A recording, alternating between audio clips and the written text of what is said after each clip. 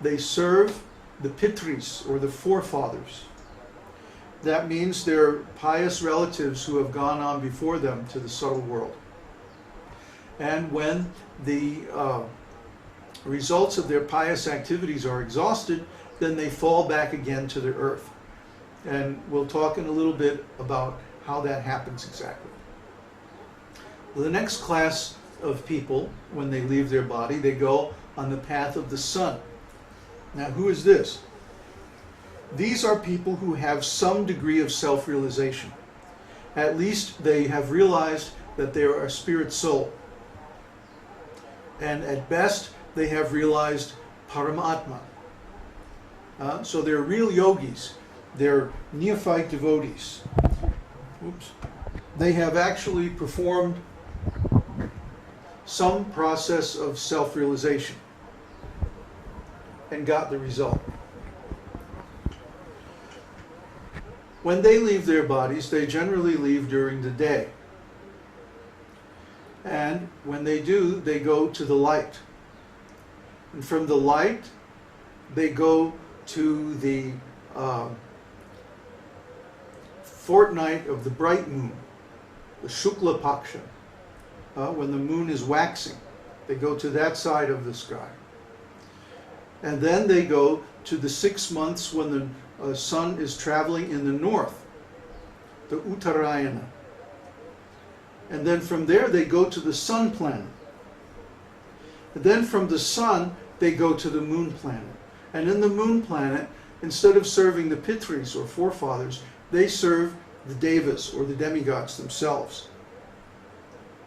The devas are very elevated devotees, and they're given very responsible positions and empowered by the Supreme Personality of Godhead for those particular functions in universal administration.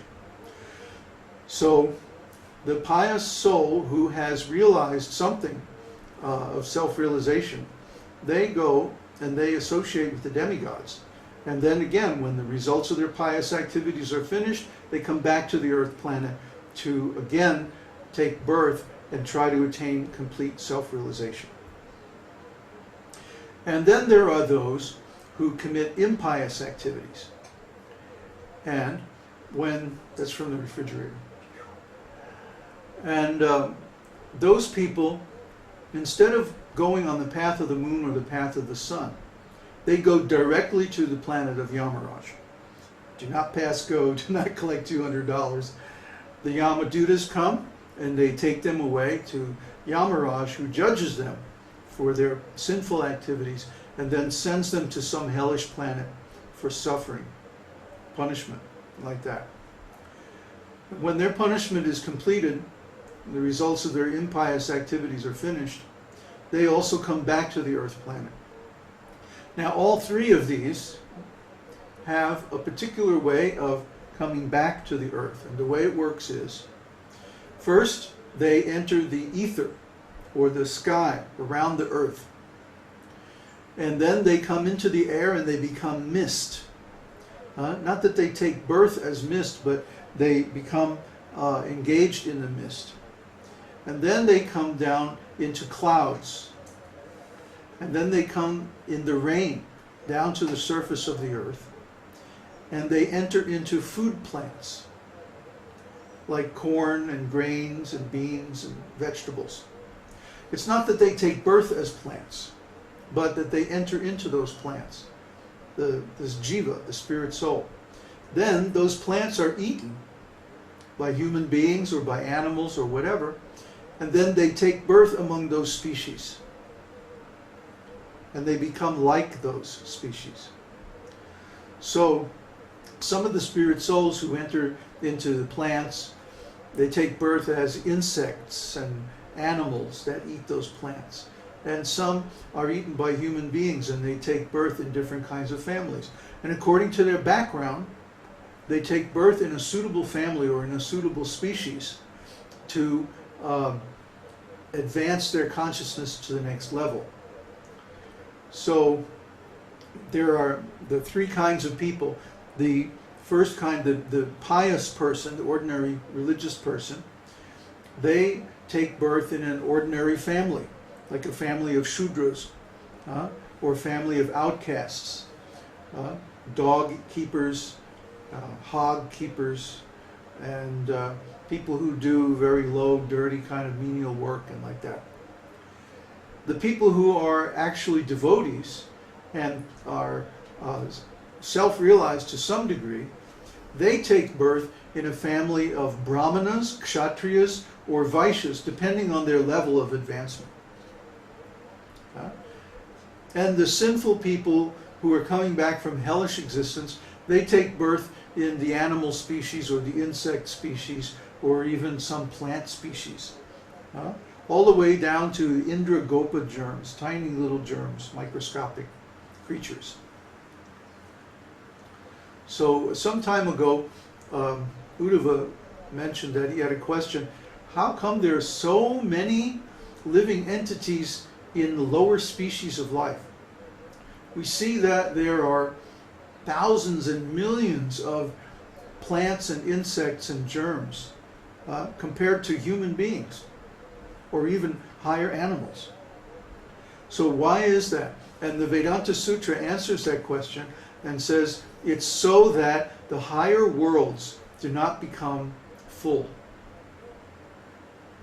Because if each and every one of these lower species of life, if each and every one of these souls had to go to the higher worlds after every lifetime, the higher worlds would become full. They would become jammed, packed, over capacity. So instead, those living entities simply die and are reborn again and again. And they don't go to the higher worlds. They don't go to the path of the sun or the path of the moon. And they don't get to serve any of the higher beings or even the forefathers. They simply have to take birth again and again and again as degraded lower species in the material world. And these are called, technically in the Vedas, they're called the third world.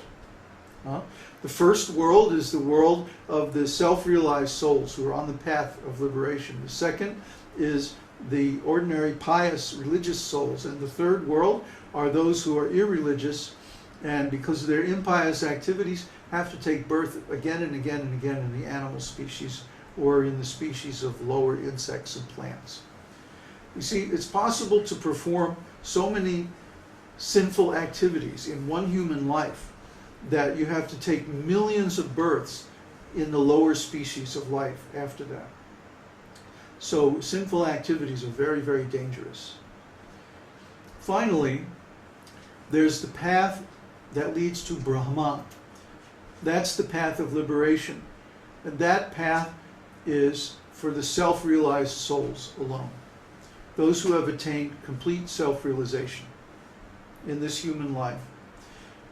When they finish up the karma associated with this body, then they go to the higher worlds, and they can go all the way to the Vaikuntha planets. Some of them go all the way to the Vaikuntha planets. Some of them even go all the way to Goloka planet. Some of them go to the heavenly planets first.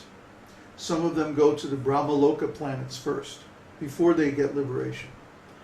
And it's explained that it's different in every individual case. It just depends on the circumstances and on the karmas that exist for that particular soul. Generally speaking, though, when one attains self-realization, all the karmas of previous lives are wiped out, destroyed by their devotional service. But the karmas for this particular lifetime, what's called the prarabdha karmas, means the ripe karma. The karma that's ripe, like a fruit on a tree that's ripe and it's ready to drop, that karma is not destroyed. Why is that? It's so that this self-realized soul can stay for some time on the planet Earth and teach others by example and by precept how to attain self-realization themselves. And they can also serve as an example so that people can see what is the result of the practice of devotional service. What are the symptoms of self-realization? What is the amazing insights and the exalted transcendental bliss experienced by a self-realized soul? And when they see these things, then they become encouraged on the path of self-realization. Much, much more than if they just read the scriptures.